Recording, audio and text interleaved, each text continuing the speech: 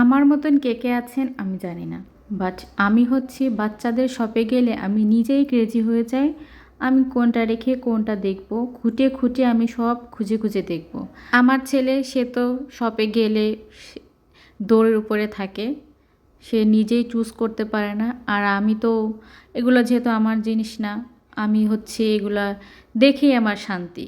আমার আসলে দেখতেই খুবই ভালো লাগে যে এত সুন্দর এত কিউট কিউট জিনিসগুলা কেন যে ছোট থাকতে আমাদের সময় ছিল না। আর আমাদের যে কেন এইসব খেলনাগুলো কিনে দিল না, এখন তো বড় হয়ে গিয়েছি, এখন তো আর এইসবের কোনো প্রয়োজন নেই। এখন তো এগুলো বাচ্চাদের দিয়েই নিজেদের শান্তি। আর আমার ছেলে হচ্ছে যতই দেখায় যতই তাকে বোঝাই সে কোনোটাই বোঝে না। এই যে দেখেন এই পেনটা পেন্সিলটা অনেক কিউট, ওকে বলতেছিলাম বাবা দেখো এটা অনেক সুন্দর, না না মাম্মি আমি এটা নিব না, এটা ভূতের মতন চুল। আচ্ছা ঠিক আছে ভূতের মতন চুল, তাহলে বললাম ওর বাবা একটা দেখাইলো এটা নাও, না না এটা কেমন লাফালাফি করে।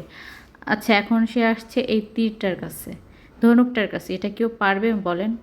এটা হচ্ছে একদম ফোমের, একটু চাপ লাগলেই ভেঙে যাবে। এই যে আরেকটা টয়েস, এটা অনেক কিউট ছিল বাট এটাও আমার ছেলের পছন্দ হলো না। আর এই যে দেখেন কিউট একটা জার, আমার যে কি ভালো লেগেছিল, ইচ্ছা করছিল আমি নিয়ে যাই। প্রাইস কিন্তু খুব বেশি ছিল না, 2 ইউরো সামথিং ছিল।